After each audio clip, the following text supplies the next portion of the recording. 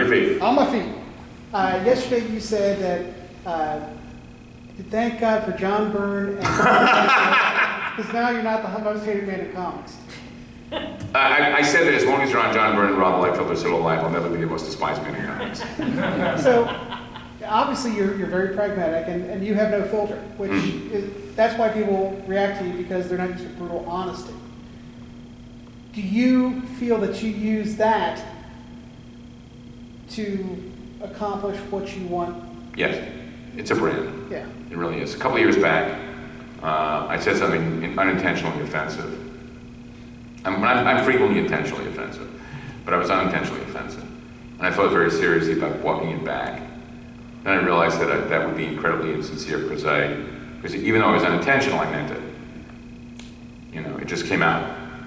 That was one of those moments of restraint of tongue and pen that did not work for me. You know, I really tried very hard. I mean, I'm not allowed to read anything about me on the internet anymore. A couple of years back, I did an interview on the net, and I was shocked. I'd never been experienced trolling before. I was amazed by the cowardice and utter pussydom of the people who felt the need to take me down without acknowledging who they were. You know, face me, you fuckers. And I was told by my wife explicitly that you never listen to me. Why do you listen to these people? And I made a promise, an honest pledge, that I would never read anything about me on the internet again, which informs as well, when you tell me how much you like my stuff, that neutrality. And that neutrality is incredibly healthy. It really is. It means that I'm not really worried about pleasing anybody. I mean, I want to be loved, like I said, but fuck that, too much work. You know, you take me as I am. You know, I'm not political. I really wish I was. But when I try, when I do it, I feel like I'm like an anti-Semite playing Shylock. It just doesn't play. You know, it just doesn't work. You know? I mean it. Come on, one more. Come on. Yeah, on your feet. Could you talk a little bit about your experience doing Satellite Sam recently? Sure. I mean, again, Satellite Sam, Matt Fraction has described Satellite Sam more than once as doing Howard Chaykin fan fiction. I think it was his opportunity to do a tribute to what he liked about my stuff. And again, I mean, Matt writes from a literary perspective. And much of the work, my experience there was translating what he was doing on his textual pages into my visual pages. There's resonance between his script pages and my finished pages, but they're not identical in any way. Because I believe that one of the things that makes a page work is a pattern.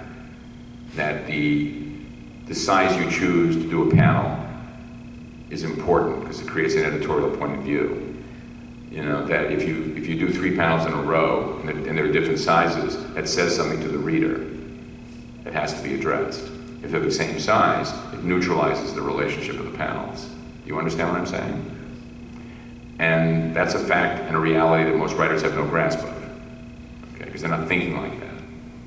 I have an autistic assistant who is learning how to do what we do. And I spend a great deal of time explaining to him about the implicit editorial imposition of the size and shape of what you choose to draw. That the white space between panels has meaning. There's a reason why it's there, why it's not black, why it has size, why the size, the space between panels has to be consistent, because even that registers editorially. Okay, so that was my experience with Matt. You know, Matt was very successful working with David Aha, because Aha is a very graphic, from a postage stamp kind of guy. But for me, I had to take Matt's script and reorganize it in my head to decide what were money shots. I mean, frequently I added panels, but those panels that I added were there to support graphic and narrative beauty as opposed to direct narrative story. Because the page cannot, for me, have the visual equivalent of a sentence with a dangling participle. Many comic book pages have that effect. I was shown recently a book that's very popular. I found it absolutely beyond my ken why it was popular. None of the characters all look alike. The pages didn't seem to have an organization of panels that felt that choices had been made. It felt very accidental. And oddly, there was not a single subjective image in the entire book. At no point do the characters identify with the reader. And I think that's an imperative. I think characters in comics have a responsibility to you, the reader, to look at you so that you know what they're thinking and share their thoughts.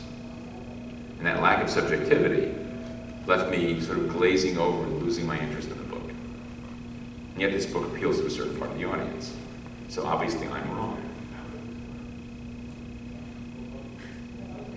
I think we're done. Ladies and gentlemen, I am so grateful for your attention, and I mean this with no irony and with all my heart. I take none of you for granted. And I will say to you right here and now, and tell your friends who didn't show up here today, tell them what they fucking missed. And make them feel like the assholes they should be. Okay? Thanks so much.